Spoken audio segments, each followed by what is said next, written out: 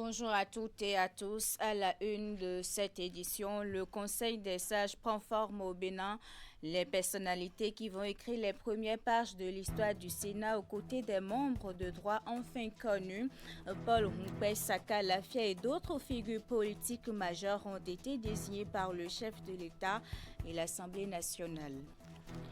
Diplômés derrière les barreaux, 171 détenus reçoivent leur certificat de qualification au métier à la prison civile d'Apromisrité, une première qui illustre la volonté de faire de la prison un véritable espace de réinsertion au Bénin. Les détails à suivre.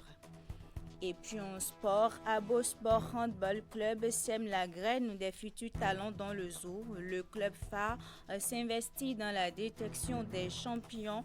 La journée récréative organisée vise à mettre en l'honneur les minimes pour assurer une relève de qualité. Voilà pour vous le sommaire. Restez avec nous pour le développement. Le Sénat béninois a désormais tous ses membres. Le Conseil des ministres a rendu public les noms des personnalités appelées à siéger au sein de la nouvelle Chambre haute du Parlement, aux côtés des membres de droit déjà connus. Cette institution est née de la modification constitutionnelle adoptée en novembre 2025 qui a fait basculer le Bénin vers un régime parlementaire bicaméral. Brice Théo Gracias Minaï. Ce mercredi 1er juillet 2026, le Conseil des ministres a mis un point final à la composition de la seconde assemblée législative constituant désormais le Parlement béninois. Autour des membres de droit, les anciens présidents Nicéphore Soglo, Boni Yahi et Patrice Talon, le président de la République Romuald Wadaï a d'abord porté son choix sur 5 figures issues du commandement des forces de défense et de sécurité. Alassane Seydou, ancien ministre de l'Intérieur sous le régime Talon et plusieurs fois député et maire de Kandi. Il y côtoie Fortuné Alain Nouati, qui a été ministre délégué chargé de la défense nationale sous cette même ère. À leur côté, l'intendant général de brigade Robert Bian, ancien vice-président de l'Assemblée nationale, le général de brigade aérienne Tafa Adam et le capitaine de vaisseau-major Albert Ezimbado vont siéger. Un second groupe de personnalités de haut rang complète la liste présidentielle.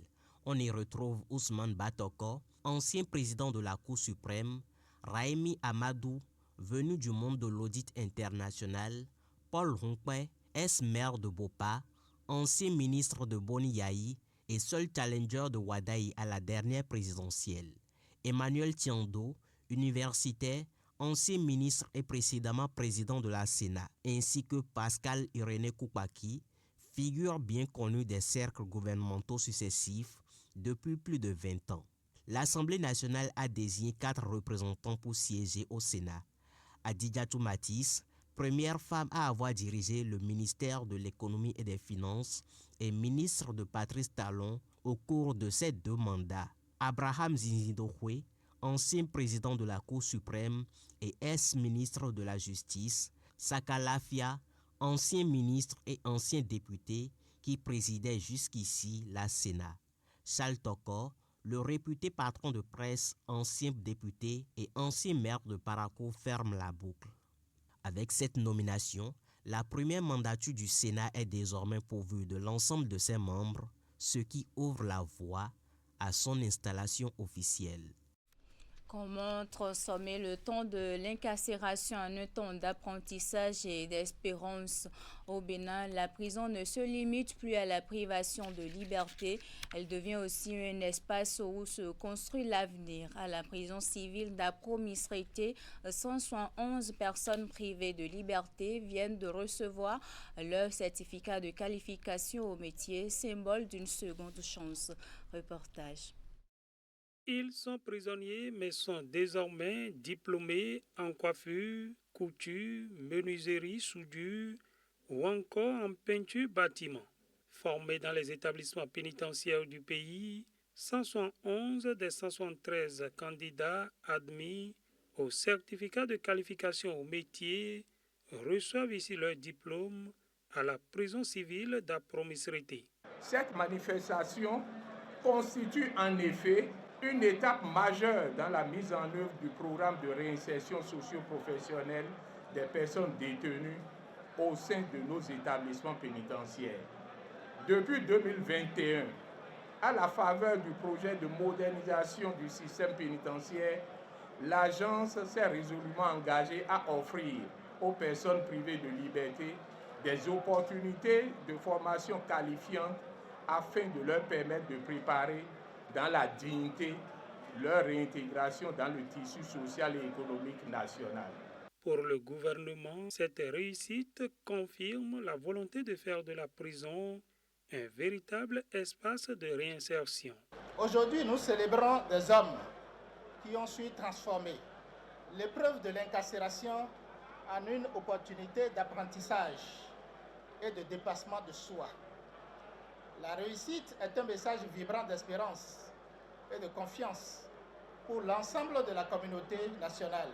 Émus, les nouveaux diplômés voient dans cette qualification une opportunité de reconstruire leur avenir. Le CECIAM, c'est une clé pour travailler demain, pour nourrir nos familles, pour marcher la tête haute quand arrivera le jour de la liberté. Au-delà des diplômes remis, cette cérémonie rappelle qu'une formation en milieu carcéral peut ouvrir la voie à une véritable réinsertion sociale. Direction à Abomey-Calavi a cédé justement à cette ville n'est toujours pas facile. Difficile aussi d'en sortir. La chaussée à hauteur du pont de Djonou, la principale voie d'accès est toujours sous l'eau. L'inondation de la route maintient la pénibilité de la circulation même en dehors des heures de pointe. Constat sur place avec William Clicon, Jocelyn Bariga et Candide Mouetta. C'est le calvaire des usagers depuis ce lundi. L'incontinence de la lagune de Djonou paralyse la circulation routière. Les eaux pluviales règnent sur le bitume sans partage. Les moteurs suffoquent en pleine route.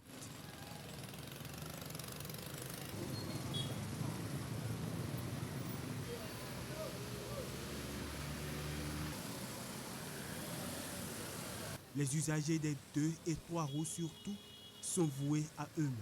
Le moteur est embourbé, un peu plus se déplacer, alors qu'elle a déjà pris l'argent de Boycon.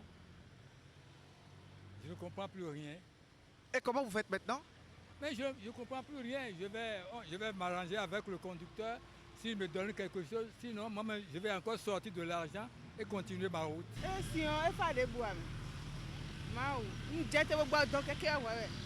J'ai dû éteindre mon moteur et trimballer la moto. Au retour, j'emprunterai la route de Révier pour rejoindre Ouedo afin d'éviter ces peines.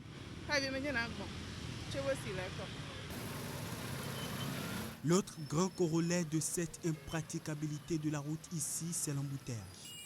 Ce n'est normalement pas le moment des bouchons d'heures de pointe familiers à cette ville. Et pourtant, le constat est inquiétant. En direction du carrefour Torgudo et bien après le pont en allant au carrefour du marché de Ouedonou, les moteurs vrombissent à grand bruit. Automobilistes et motocyclistes sont tous à la recherche du moindre mètre carré de bitume disponible pour se rapprocher de leur destination, celles les plus urgentes y compris. Vraiment, c'est vraiment déplorable, hein, c'est difficile. Hein. On souffre énormément. Hein. J'ai passé 30 minutes pour traverser le pont là, hein, tout à l'heure. Le retour encore, c'est pareil. Vraiment, ça nous fatigue. Donc, si vous pouvez vraiment trouver une solution idéale là, vraiment, ça c'est facile pour nous. C'est vraiment difficile. La police républicaine reste mobilisée. Les équipes du Centre national de sécurité routière sont également en appui. La circulation ne se laisse tout de même pas réguler aisément. Et pour comprendre les causes de cette inondation enregistrée après les fortes pluies sur Cotonou et Abomey-Calavi, nous avons rencontré le professeur Placide Clédio, géographe et climatologue. Selon lui, cette montée des eaux est un phénomène cyclique accentué par les effets des changements climatiques et le niveau élevé du lac qui freine l'évacuation des eaux fluviales. On l'écoute. Le phénomène, ce n'est pas que c'est au Bénin. C'est dans le golfe de Guinée, depuis le Lagos jusqu'à Abidjan. Donc la mer s'est remontée. Et pour le cas du Bénin, le lac Nokyo qui sert de transit pour drainer les eaux vers la mer aussi s'est relevé.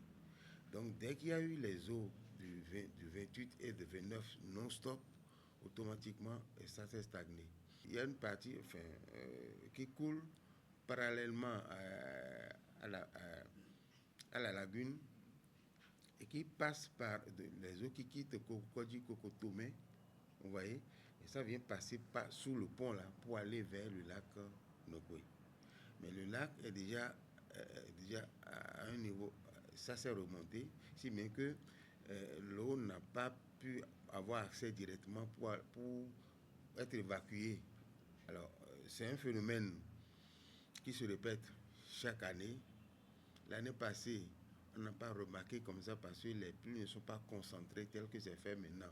Dès qu'on finit cette série de pluies, 3 jours la nuit, 3 jours la nuit, il y a un peu d'accalmie. Vous allez voir maintenant que ça va commencer par diminuer jusqu'au mois de juillet. On est déjà en juillet.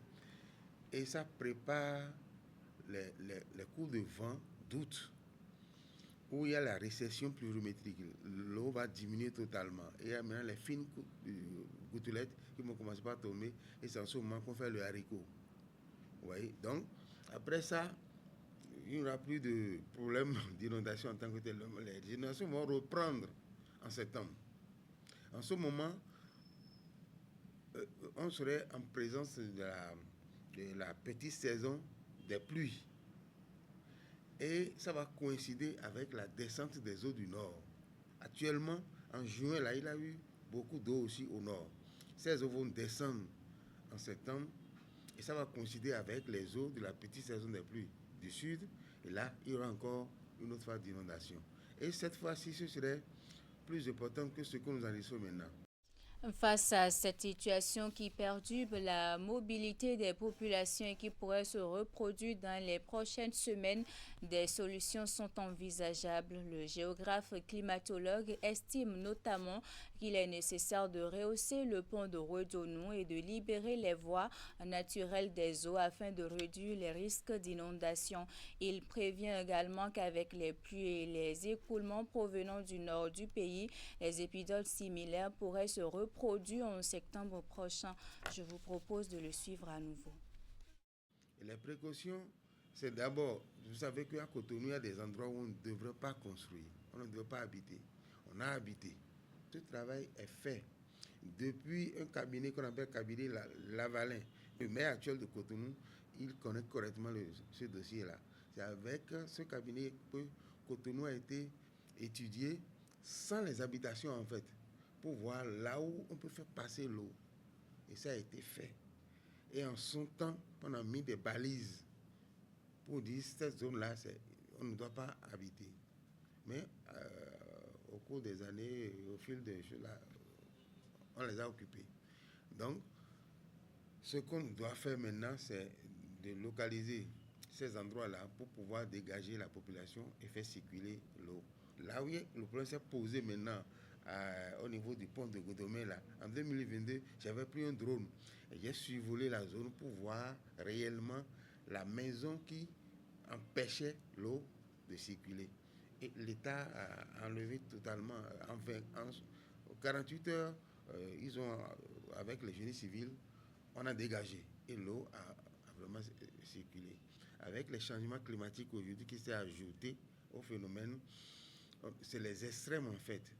S'il y a température, c'est très très rude. Et s'il y a la pluie, c'est aussi vraiment très, très dur à supporter. Donc, lorsqu'on est averti, c'est qu'il faut maintenant faire des rétentions d'eau en dehors des caniveaux qui sont dimensionnés correctement pour pouvoir accueillir les eaux. Il faut prévoir des zones de rétention de cette quantité-là qu'on peut avoir par moment. Pourquoi? Moi, je proposerais qu'on puisse associer à tout ce qui est prévu là, des zones de rétention d'eau pour qu'on puisse vraiment faire évacuer les eaux. Soit au niveau de l'ouverture des puits qui sont réalisés, il faut agrandir pour que l'eau puisse avoir assez assez facile pour pouvoir aller vers le lac. Autre volet de l'actualité, les administrations fiscales africaines renforcent leur coopération pour mieux faire face à l'évasion fiscale et aux flux financiers illicites. Cotonou accueille la 19e édition de l'initiative Transparence fiscale en Afrique. La rencontre vise notamment à améliorer la mobilisation des ressources internes grâce à une meilleure coopération entre les administrations fiscales. Reportage.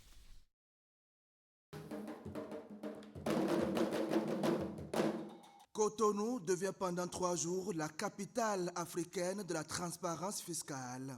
La Direction générale des impôts du Bénin, en collaboration avec le secrétariat du Forum mondial sur la transparence et l'échange de renseignements à des fins fiscales, accueille la 19e réunion de l'initiative Transparence fiscale en Afrique. Cette rencontre réunit des responsables des administrations fiscales, des experts, des partenaires techniques et financiers ainsi que des représentants d'organisations internationales autour d'un objectif commun, renforcer la coopération pour lutter efficacement contre l'évasion fiscale et les flux financiers illicites qui privent chaque année les États africains d'importantes ressources.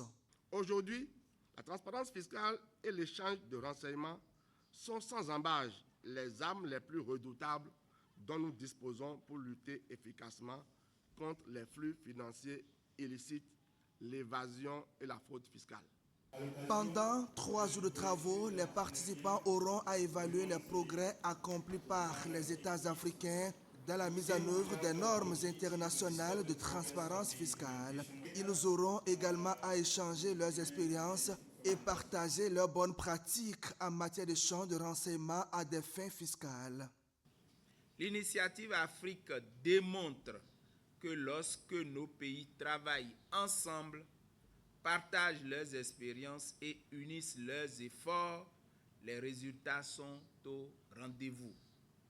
Après la 18e réunion tenue à New Delhi en Inde, le Bénin accueille cette importante rencontre continentale, confirmant ainsi son engagement en faveur de la bonne gouvernance fiscale, de la coopération internationale et de la lutte contre les pratiques qui fragilisent les économies africaines. Démarrée le 25 février 2026, la première session ordinaire de la Haute Autorité de l'audiovisuel et de la communication s'est achevée le mardi dernier. Durant plus de 4 mois, des travaux, une douzaine de dossiers ont été examinés et une dizaine de décisions prises par les conseillers de l'institution, Ouliat Sanoussi et Simon Rolon. 12 rapports relatifs à divers dossiers ont retenu l'attention des conseillers et 9 décisions ont été prises suite aux délibérations au cours de cette première session ordinaire de la RAC au titre de l'année 2026. La synthèse des travaux s'articule autour des points suivants. 1. Préparation et organisation de la campagne médiatique de l'élection présidentielle de 2026. 2. Régulation des médias. 3.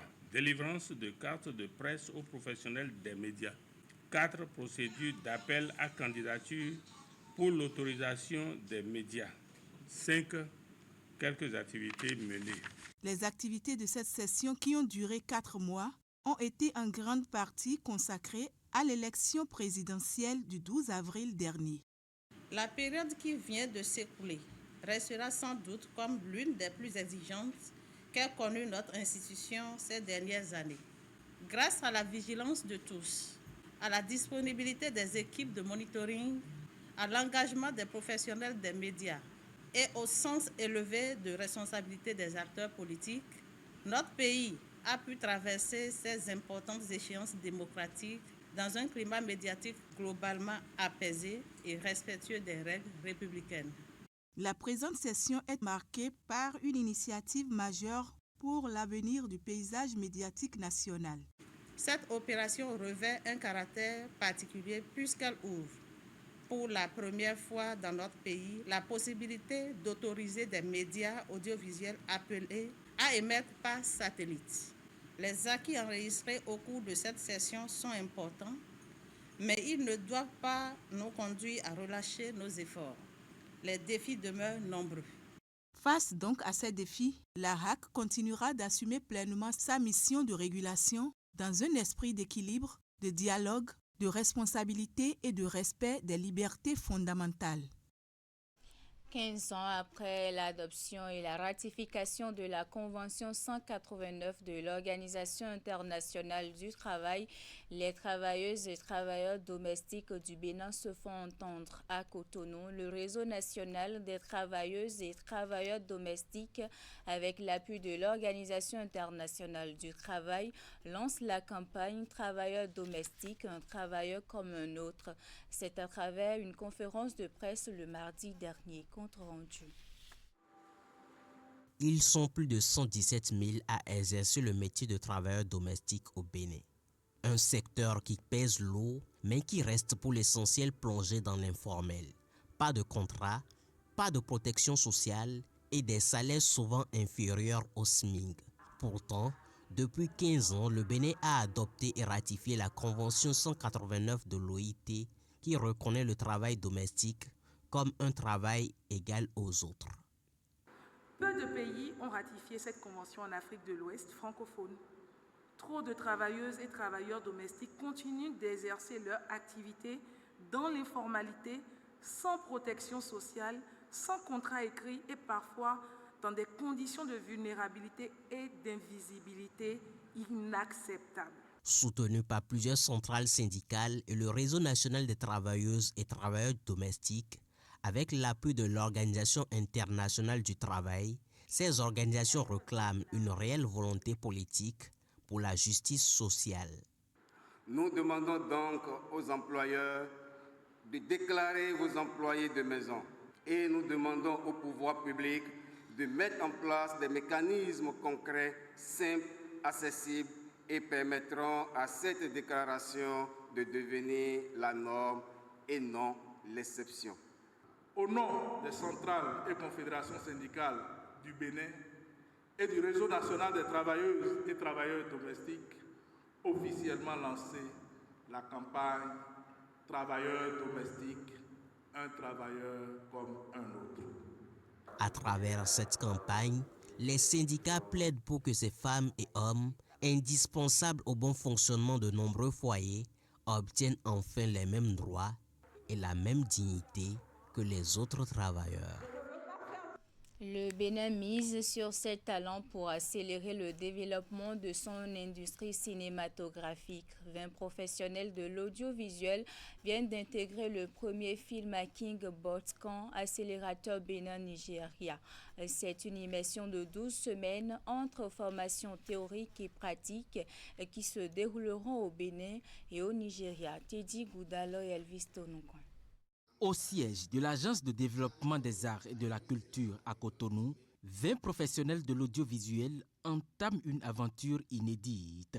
Le tout premier filmmaking bootcamp accélérateur Bénin-Nigeria, une initiative portée par la société de production audiovisuelle en partenariat avec Conlé Afolayan Productions. Il s'agit avant tout de leur permettre de coproduire, en tout cas de créer des productions, que ce soit des courts-métrages ou que ce soit des longs-métrages ou même des films d'animation, de montrer de quoi ils sont capables et de pouvoir le faire avec des légendes comme Conlé Afolayan. On va vraiment donner le meilleur de nous-mêmes pour pouvoir non seulement apprendre, pratiquer, mais aussi le cinéma béninois sera encore plus armé. 7 talents béninois ont été sélectionnés à l'issue d'un appel à candidature. Ils incarnent une nouvelle génération de créateurs appelés à dynamiser et à professionnaliser davantage l'industrie cinématographique du Bénin. And that is why they say talent is not enough. À travers cette collaboration, nous allons apprendre toutes les choses que nous allons pouvoir ajouter au talent pour pouvoir atteindre un niveau plus élevé de sorte à ce que vous quittez le niveau actuel pour la prochaine étape. Il y aura un suivi méthodique des capacités qui sera fait pour qu'à l'horizon 2027-2028 ou plus, on puisse s'appuyer justement sur les capacités pour réinventer l'industrie audiovisuelle et cinématographique de demain au Bénin. Pendant 12 semaines, les participants bénéficieront d'un programme intensif alternant formation théorique, ateliers pratiques et échange d'expériences entre le Bénin et le Nigeria. L'objectif est de renforcer leurs compétences techniques et artistiques tout en favorisant l'émergence de productions capables de rayonner sur les scènes africaines et internationales. L'idée est de préparer une relève de qualité pour le handball à Abomey, organisé par les responsables de Abo Sport Handball Club. La journée est récréative, mais aussi tient compte de détection de talent. Elle a regroupé pendant une journée de jeunes joueurs venus de différents sites de regroupement du club dans le département. Imet Hélène Amoussou et Georges Vaudounou. La journée est récréative, mais également dédiée à la détection de jeunes talents sportifs venus des sites de regroupement du club de handball Abo Sport. Ces jeunes gens ont disputé toute une journée durant plusieurs matchs. Les rencontres ont permis aux joueurs d'exposer leur maîtrise du jeu afin d'impressionner les techniciens. Nous sommes ici parce que nous avons programmé regrouper les jeunes enfants U15 et U16 de Abo Sport des différents sites, puisque la Fédération béninoise de handball a prévu cette année faire participer les minimes à un championnat national. C'est une innovation. Donc, à partir de cette rencontre, nous allons trier, sélectionner les 25 meilleurs pour préparer le championnat national. Il est également de même pour les U16, c'est-à-dire les plus de 15 ans, qui sont à la veille de la catégorie cadette, qui également seront préparés déjà à partir de cette vacance pour répondre dès l'année prochaine à la compétition de zone chez les cadets, histoire de se qualifier et faire le championnat national. En plus d'égayer le public, les matchs ont permis aux dirigeants du club Abo Sport d'identifier et de sélectionner de jeunes pépites dans les catégories U15 et U16. Les jeunes handballeurs subiront des entraînements intensifs afin de participer la saison prochaine au championnat national prévu par la Fédération nationale de handball du Bénin. Je commence d'abord par féliciter le club Abo Sport pour cette initiative prise. La catégorie, c'est là où on peut moduler, c'est là où on peut agir. Cette catégorie, c'est la catégorie qui permettra donc aux joueurs d'atteindre le plus haut niveau de performance. Et donc, je crois que c'est bien choisi. Et il faudrait que ça puisse être encouragé. Par cette détection, Abo Sport va donc constituer des équipes de différentes catégories d'âge. C'est en fait un travail de fond qui prépare durablement pour ce club et pour le Bénin une relève de qualité. C'est la fin de ce journal. Merci de l'avoir suivi. À 16h, votre bulletin d'information. À 19h30, la grande édition de la soirée. Merci de nous avoir préférés.